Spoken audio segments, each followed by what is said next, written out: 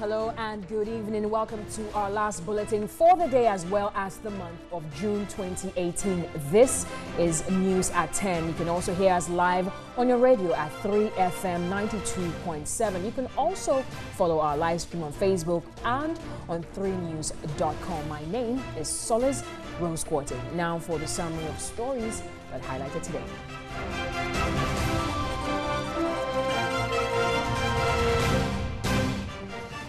Some experts in cocoa production want government to invest more in providing hybrid cocoa seeds for farmers. This, together with quality training of farmers on best agronomic practices, would boost cocoa production in Ghana. The country lead for Mondele International, Ya Pepra Amekuji, said these in an interview with TV3.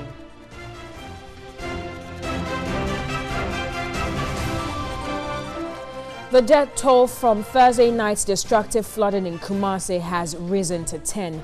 The National Disaster Management Organization has described the loss of lives as almost unprecedented in the city. Now, crisis in the fisheries sector is not getting any better. Now, prices of fish at the Jamestown Fish Market in Accra have tripled due to low cash. A bucket of fish has increased from 30 to 150 cedis. Processors are unable to buy the small quantity of landed fish due to price hikes. Now, the Greater Accra National Association of Teachers says it is no longer interested in Ghana Education Services life insurance policy package imposed on teachers in the region. Speaking at the press conference in Accra, the chairman of the association, Ransford Esia Loli, said implementing the life insurance policy without their consent was wrong.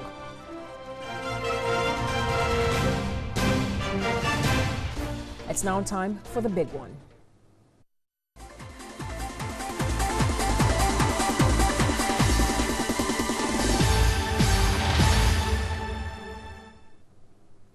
Now, in the Ashanti region, the death toll from Thursday night's destructive flooding in Kumasi has risen to 10. The National Disaster Management Organization, NADMO, has described the loss of lives as almost unprecedented in the city. A downpour in Kumasi last Thursday night wreaked havoc in several communities. A number of houses were submerged and residents displaced. Vehicles and property were swept into the Abuabo and Susan drains. 10 people have so far been found dead at Kasi, Kwadaso, Asabi and other areas. Some families are still reporting of missing relatives. A rescue team from NADMO and other security agencies are in search of missing persons. Speaking to TV3, the regional NADMO director, Kwabena Sinturi, said countless number of residents have been displaced. Kwabena Sinturi cautioned residents against building on waterways. My fellow assembly members in the various district, municipal and metropolitan, that they should get their engineers on board to educate the people. And we have started the demolition just along the Pelele and the other places. So we are going to continue. Now, earlier on News 360, the communications director of the National Disaster and Management Organization, NADMO, George Aisi, said the government is putting in efforts to address the perennial flooding in the country. NADMO is collaborating with the Assembly to do what we are doing, clearing illegal structures of the waterways. That we've always trumpeted about that. And then, breaking those ones and trying to get the people off those places. We've seen the devastation caused by the flood. We've always said that it's been our own activities that have brought about this. So NADMO is partnering the Assembly. As of now, it is the Assembly that has that authority to do what they are doing, pulling down those structures. But NADMO is working in tandem with them to get those people off so that they can all have some respite and get over these unfortunate circumstances. Right, George, but flooding is seasonal and it is yearly. May, June, July, every year it rains and we get flooding in this country. People die, properties are destroyed. This is not new. So What has NADMO been doing over the years? Yeah, we keep carrying out education. For the structures on waterways, NADMO, as of now, does not have the authority to pull down those structures.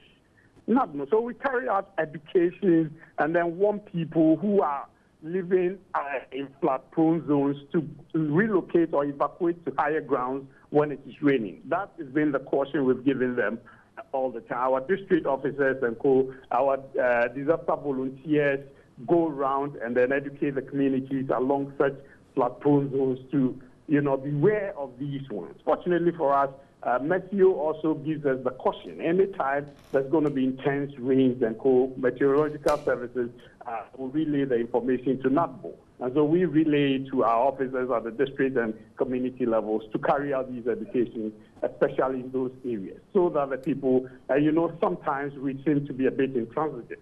I'm talking the people living along these flood-prone zones. And so that is how come sometimes when you caution them to evacuate, there's not going to be anything. And then they get overwhelmed when it rains. Well, let's further interrogate this issue, and joining us via Skype now is the Executive Secretary of the Bureau of Public Safety, Nana Yao Akwada. Good evening, sir. Many thanks for joining us on News at 10. Good evening, and thank you for having me. Right. Now, what would you say is exactly what we're doing wrong regarding the fact that authorities are unable to consistently deal with this issue of flooding? And in this case, we've lost 10 lives in Kumasi. Well, I was telling your producer before we came on air that constantly as a country, we have always approached such disasters by knee-jerk reactions. We have approached most serious disasters, even the most predictable disasters, with a firefighting approach. And to that extent, it doesn't demonstrate that we as a nation are serious about lives, and in fact, human security and public safety. If you check on the National Disaster Management organogram, you will find out that they have, aside the national coordinator, they have about 6 or 7 deputy, coordinators. Among these, we have finance, we have logistics, we have so many. There is not a coordinator designated for disaster